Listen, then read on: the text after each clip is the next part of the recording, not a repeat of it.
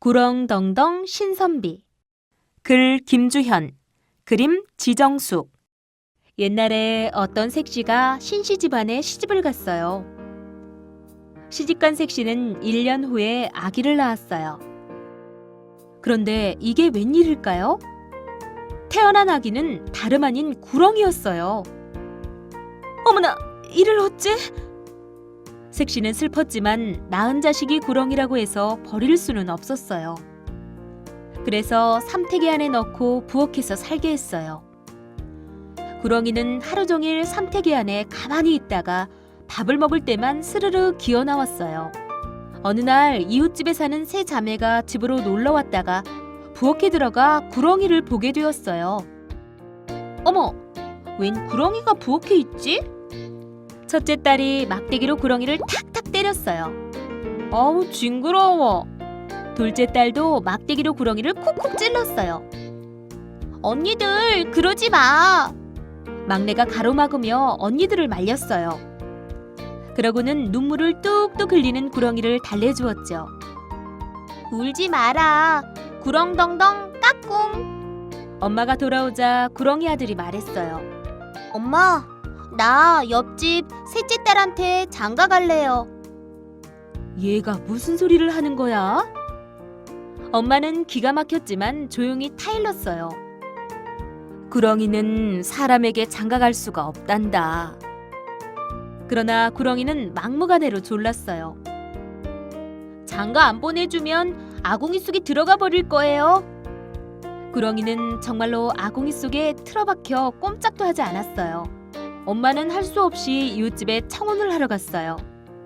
하지만 말도 꺼내지 못하고 머뭇거리다 돌아왔지요. 다음 날도 또 그 다음 날도 그랬어요. 나한테 무슨 할 말이 있지요? 이상하게 생각한 옆집 아주머니가 물었어요. 그제야 엄마는 겨우 입을 열었어요. 우리 구렁이 아들이 되게 셋째 딸한테 장가 들겠다면서 아궁이 안에서 통 나오지 않네요. 저런, 얼마나 속이 상할까. 딸한테 한번 물어볼게요. 인정이 많은 아주머니가 친절하게 말했어요. 그날 저녁, 아주머니가 셋째 딸에게 말했어요. 얘야, 옆집 구렁이가 너한테 장가를 들겠다는구나. 그러자 옆에 있던 첫째 딸과 둘째 딸이 펄쩍 뛰며 소리쳤어요. 어머나, 어머나, 그게 말이 돼요? 세상에, 그 구렁이가 미쳤나 봐. 그러나 셋째 딸은 다소곳이 앉아 이렇게 말했어요. 구렁이에게 시집 갈게요. 마침내 셋째 딸과 구렁이가 혼례를 올리게 되었어요. 이 소문은 온 고을에 퍼졌어요. 사람들은 신기한 혼례식을 보려고 너도나도 몰려들었어요. 어머, 저기 와요, 저기. 호호, 거참 희한한 일일세. 사모관대를 갖춘 구렁이가 담 위에 걸쳐놓은 통나무를 타고 슥슥 기어왔어요. 셋째 딸은 부끄러운 듯 얼굴을 살짝 감추었지요. 혼례식을 치르고 난 첫날 밤이었어요. 갑자기 구렁이 신랑이 색시에게 이렇게 말했어요. 뜨거운 물 한 통만 가져오시오. 색시가 뜨거운 물을 가져오자 구렁이는 물속으로 들어갔어요. 그러자 구렁이의 허물이 벗겨지면서 잘생긴 젊은이가 나왔어요. 나요, 색시. 구렁덩덩 구렁이 신랑이요. 색시는 너무 놀랐지만 한편으로는 무척 기뻤어요. 다음날 막내에게 이 이야기를 들은 두 언니는 배가 아파 방바닥을 대굴대굴 굴렀답니다. 사람들은 사람이 된 구렁이 신랑을 구렁덩덩 신선비라고 불렀어요. 구렁덩덩 신선비가 과거를 보러 갈 때였어요. 이것을 잘 간직해 두시오. 만약 없어지면 나는 다시 돌아올 수가 없다오. 구렁덩덩 신선비는 구렁이 허물을 색시에게 주었어요. 색시는 구렁이 허물을 복주머니에 넣고 잘 간직했어요. 그런데 심술 맞은 언니들이 복주머니를 몰래 열어보고는 구렁이 허물을 태워버렸답니다. 어머, 이를 어째? 뒤늦게 달려온 색시는 눈물을 펑펑 흘렸어요. 아무리 기다려도 구렁덩덩 신선비가 돌아오지 않자 색시는 남편을 직접 찾으러 길을 나섰어요. 까마귀야, 구렁덩덩 신선비님을 못 보았니? 색시가 연못가에 있는 까마귀에게 물었어요. 거기 쏟아진 쌀을 씻어주면 가르쳐 줄게요. 색시는 쏟아진 쌀을 모두 주워 깨끗이 씻었어요. 이제 멧돼지에게 물어보세요. 색시는 멧돼지에게 구렁덩덩 신선비를 못 보았냐고 물었어요. 이 칡뿌리를 캐주면 가르쳐 줄게요. 색시는 멧돼지에게 칡뿌리를 캐주었어요. 이제 농부 할아버지에게 물어보세요. 색시는 논에서 일하는 농부 할아버지에게 물었어요. 이 논을 다 갈면 가르쳐 주지. 색시는 땀을 뻘뻘 흘리며 논을 다 갈았어요. 이제 빨래하는 할머니에게 물어봐.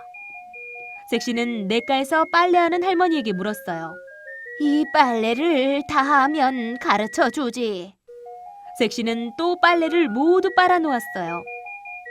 내가 주는 항아리 뚜껑을 타고 이 막대기로 노를 저어 냇물을 따라가 봐. 할머니는 구렁덩덩 신선비의 집에 들어갈 수 있는 방법도 소곤소곤 일러주었어요.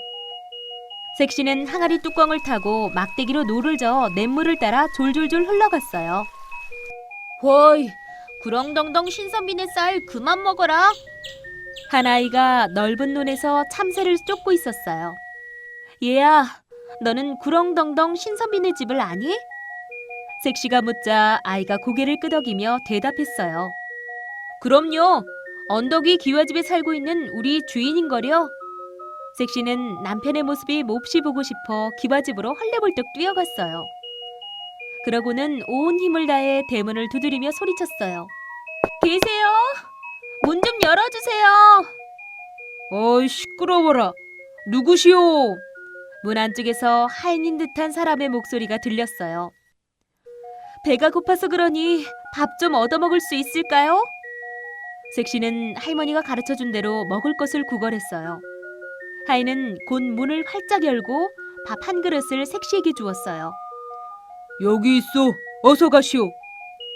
고맙습니다. 색시는 밥그릇을 받는 척하다 떨어뜨렸어요. 어머나, 이 아까운 것을. 색시는 그 자리에 앉아서 밥알을 하나씩 주워 담았어요.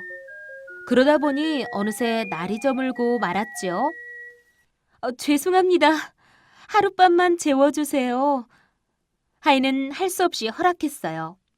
밤이 되자 색시는 마당으로 나와 달을 쳐다보았어요. 그런데 어디서 귀에 익은 목소리가 들렸어요. 고향에 있는 내 색시도 저 달을 보고 있을까? 그것은 틀림없는 구렁덩덩 신선비의 목소리였어요. 내 신랑 구렁덩덩 신선비도 저 달을 보고 있을까? 색시도 떨리는 목소리로 말했어요.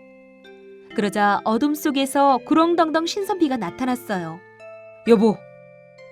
서방님. 둘은 꼭 껴안고 기쁨의 눈물을 흘렸답니다.